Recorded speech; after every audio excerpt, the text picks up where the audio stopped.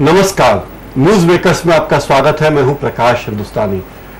इस कार्यक्रम में आज हमारे मेहमान हैं श्री विशाल नाडकर्णी, जो इंदौर में जिला कार्यक्रम अधिकारी हैं महिला बाल विकास विभाग में।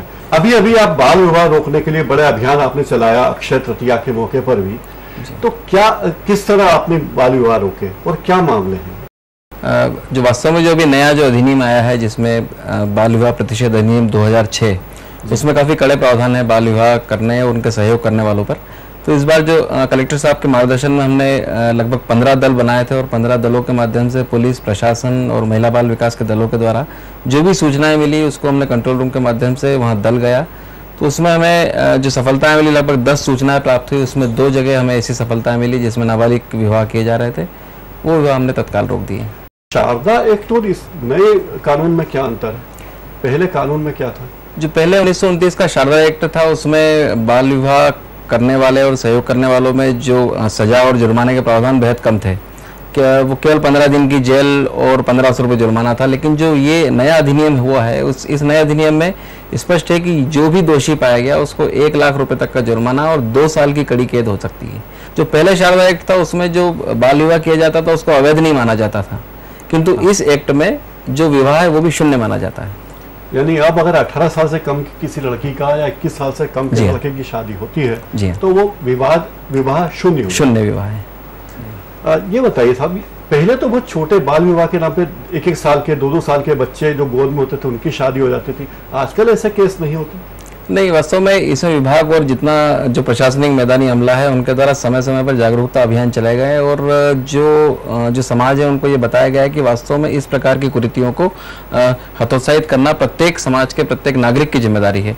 इसलिए अब धीरे धीरे चूंकि लोगों में अवेयरनेस ये जागरूकता है, ये लोगों में शिक्षा का स्तर भी बढ़ा है, उससे अब धीरे धीरे इसमें काफ़ी सुधार आया है। और अब हमें वैसी स्थिति नहीं मिलती है कि 2 या 3 या 4 साल के बच्चे या बच्चे का विवाह हो रहा है।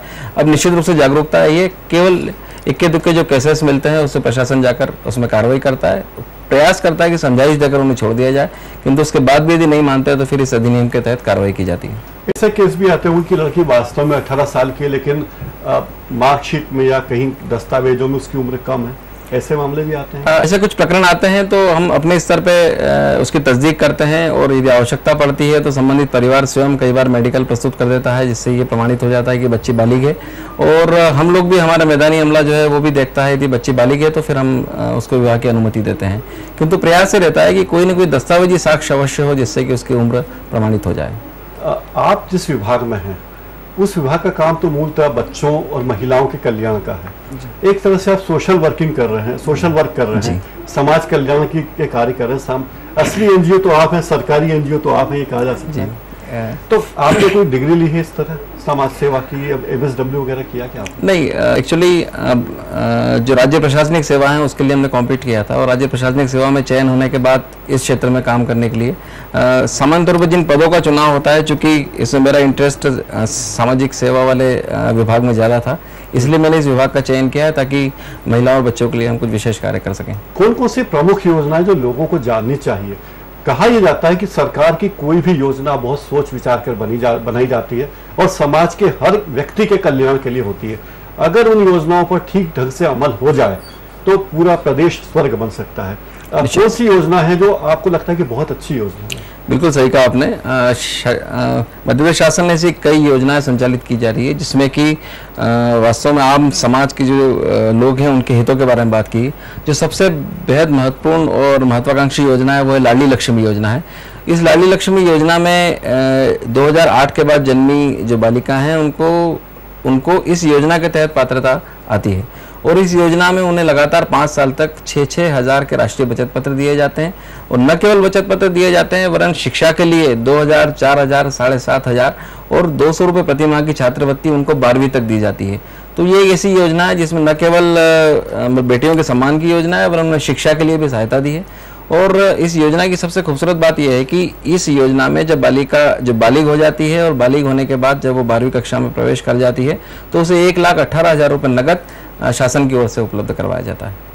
मतलब करवाई जाएंगे। अभी तो 2008 से योजना चालू हुई है। बिल्कुल। क्या वास्तव में लोगों को पैसा मिलेगा लास्ट में? बिल्कुल मिलेगा। उसमें प्रतिवर्ष यदि मैं आपको बताऊं कि लगभग इस साल लगभग 20 करोड़ रुपए प्राप्त हुए थे और 20 करोड़ रुपए के राष्ट्रीय बचत पत्र हमने बनाकर संबंधित हितग्राहियों को उपलब्ध करा दिए।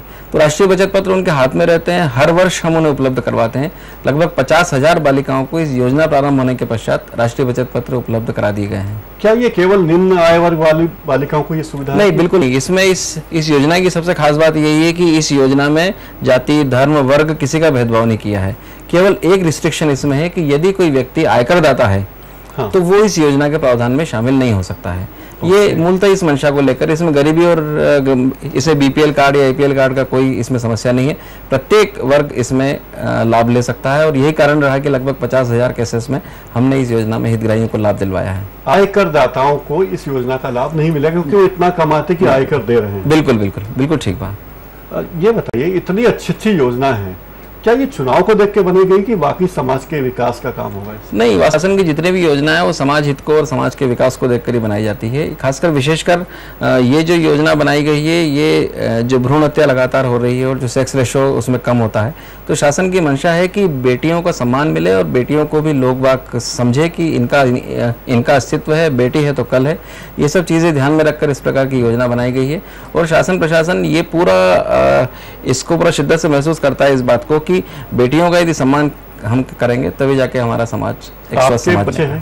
जी हाँ। कितने बच्चे हैं? दो बालक हैं मेरे। आपकी कोई बेटी नहीं? बेटी नहीं। मतलब आप इस योजना से वंचित रहेगा लाभ उठाने? बिल्कुल। ऐसे में आयकर दाता हूँ तो हो सकता है कि मैं इस योजना में शामिल ना होता। आपने पिछले दिनों लगातार ऐसे काम किए हैं जो बहुत चर्चा में रहे। एक तो 39 बच्चों को आपने छुड़ाया जो सराफा व्यापारियों के यहाँ काम करते थे, मासूम बच्चे थे। दूसरी एक बड़ी खेप बच्चों की आपने पकड़ी जो गन्ने के रस की चरखी वगैरह पर काम कर रहे थे। बिहार से, यूपी से, बंगाल से इन बच्चों को लाया गया था। क्या है पूरी कहानी? निश्चित तौर पर इस बार जिला प्रशासन ने और विशेषकर कलेक्टर साहब के मार्गदर्शन में हमने एक अभियान चलाया था जिसमें कि ऐसे छोटे बच्चे जिनका कि शोषण किया जा रहा है उनको हमने पुलिस विभाग, महिला बाल विकास विभाग, श्रम विभाग, चाइल्ड लाइन और जिला प्रशासन, इनके संयुक्त दल के द्वारा हमने ऐसे बच्चों की पहचान करी थी और उनको न केवल रेस्क्यू ऑपरेशंस में छुड़वाया वरन उनका सही जगह पुनर्वास भी किया। ऐसे बच्चे जो हमें सराफा व्यापारियों के काम करते हुए पाए गए थे, जिन बच्चों को एक सप्ताह में मात्र 20 रुपए की मजदूरी दी जा रही थी। एक सप्ताह में या एक दिन में? नहीं, एक सप्ताह में 20 रुपए की मजदूरी उन्हें दी जा रही थी। तो ऐसी स्थिति में जब हमने देखा तो एक सफल रेस्क्यू ऑपरेशन किया, लगभग 19 बच्चों को वहाँ पर छुड़वाया और उनको हमने पुनर्वास भी किया। उनके लिए हमने अच्छे कपड़े और उनके वहाँ वेस्ट बंगाल जाने की व्यवस्था भी की।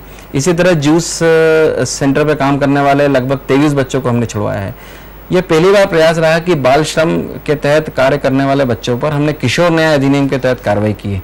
जो जेजे एक्ट कहता है कि 18 साल से कम उम्र के बच्चे का यदि किसी भी प्रकार से चाहे आर्थिक या सामाजिक रूप से शोषण हो रहा है तो उस पर इस एक्ट को लागू करना चाहिए। तो पहली बार धारा 2326 के तहत इसमें कार्रवाई की और इसके बड़े सुखद परिणाम सामने आए कि अब हमें सामान्य तौर पर जहाँ पर हमने कार्रवाई करी वहाँ छोटे बच्चे हमें दिखाई नहीं देते। किशोर न्याय अधिनियम में ये धारा भी है कि बच्चे घर में काम नहीं कर सकते, ढाबे पे काम नहीं कर सकते? ये जो लेबर एक्ट है उसमें जो हैजार्डस उद्योग हैं, जो खतरनाक उद्योग है, अब इसमें 2 नए उद्योग भी शामिल कर दिए हैं जिसमें कि ढाबे पे काम करने वाले बच्चे भी खतरनाक उद्योग की श्रेणी में आते हैं और घर पे काम करने वाले बच्चे भी खतरनाक उद्योग की श्रेणी में आते हैं। सब घर पे तो हमारी माँ बहनें भी काम करती हैं, पत्नियां काम करती हैं, तो वो भी खतरनाक उद्योग में काम करती हैं मतलब? नहीं, जो इस एक्ट की मंशा है कि कई बार ये देखा जाता है कि बच्चों को बंधक बनाकर और बेगार बनाकर काम करवाया जाता है। जो अभी मुराई नगर में हमने एक बच्ची को हमने रेस्क्यू किया था, उस बच्ची केवल 7 साल की बच्ची थी और उसे लगातार प्रताड़ित कर जबरदस्ती काम करवाया जा रहा था। उस पर भी हमने किशोर न्याय अधिनियम के तहत उनके अभिभावकों पर लगाई है क्योंकि किशोर न्याय अधिनियम ये कहता है कि जो बच्चे के बेस्ट इंटरेस्ट में है उसको आपको कार्रवाई करना है। तो हमने उनके जो सो कॉल्ड जो मदर फादर है उनसे हटाकर हमने बच्चे को अपने संरक्षण में लिया है। नाटकर्णी जी, हमारे दर्शकों को ये बताइए कि अगर कोई व्यक्ति बच्चों को काम करता हुआ देखे तो कहाँ शिकायत करे, किस तरह की शिकायत करे? क्योंकि अभी भी शहर में कई जगह 14 साल से कम बच्चों से काम लिया जा रहा है जिनको स्कूल जाना चाहिए और ये केवल सरकार की नहीं, हर नागरिक की जिम्मेदारी भी कि बच्चे स्कूल जाएं। तो उन्हें बताइए कि कैसे, किसको शिकायत करें, किस विभाग को शिकायत करें?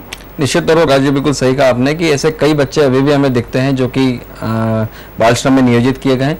तो सबसे पहले तो आप इसकी सूचना श्रम विभाग को आप अवश्य दीजिए। इसके अतिरिक्त इसके लिए 1098 नंबर भी है जो चाइल्ड लाइन का नंबर है।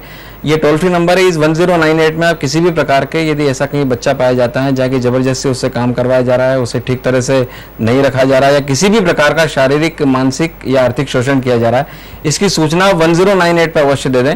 हमारा पूरा दल जाकर उस बच्चे का रेस्क्यू करेगा और उस बच्चे के संरक्षण के लिए जो भी शासन प्रशासन की कार्रवाई है वो करेगा। 1098 ये नंबर जी हाँ, ये चाइल्ड लाइन का नंबर है। जिसमें चाइल्ड लाइन जो महिला बाल विकास के अधीन कार्यरत एक संस्था है, एनजीओ की एक पूरी टीम है जो इस प्रकार के बच्चों को छुड़वाकर उन्हें संरक्षण और पुनर्वास करती है। कई एनजीओ आपके साथ जुड़े होंगे, आपके निगाह में होंगे, क्या वो ठीक से काम कर रहे हैं एनजीओ?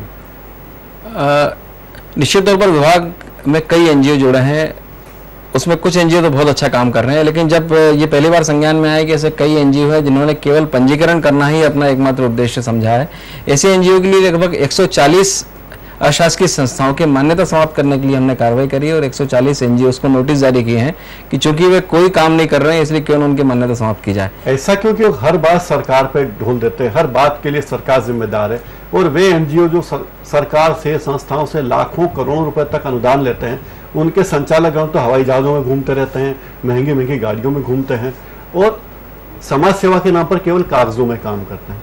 नहीं, क्या निगाह आपकी कैसे रहती है? नहीं, हमारे यहाँ जो खासकर जो अशासकीय संस्थाएं जुड़ी है उनका मूल उद्देश्य रहता है कि महिलाओं और बच्चों के हितार्थ काम करें। तो हमारे यहाँ बहुत बड़ी संस्थाएं तो नहीं है, लेकिन जो भी संस्थाएं अनुदानित संस्था हैं वे जो विपत्तिग्रस्त महिलाएं हैं उनको प्रशिक्षण देने का काम करती हैं। और ये जो मैं आपको बता रहा था कि ऐसे कई एनजीओ हैं जो काम नहीं कर रहे हैं, उनको हमने उस पर कड़ी कार्रवाई करने के लिए हमने कदम उठाए हैं। इंदौर में महिला मतलब हिंसा से बचाव की व्यवस्था भी है और अपने आगे बढ़ने की उनकी बिल्कुल बिल्कुल बिल्कुल ठीक कहा। नाटकर्णी जब हमारे स्टूडियो पधारे, हमसे बातचीत की, हमारे दर्शकों को बहुत सी जानकारियां आपने दी, आपका न्यूज मेकर्स में फिलहाल इतना ही।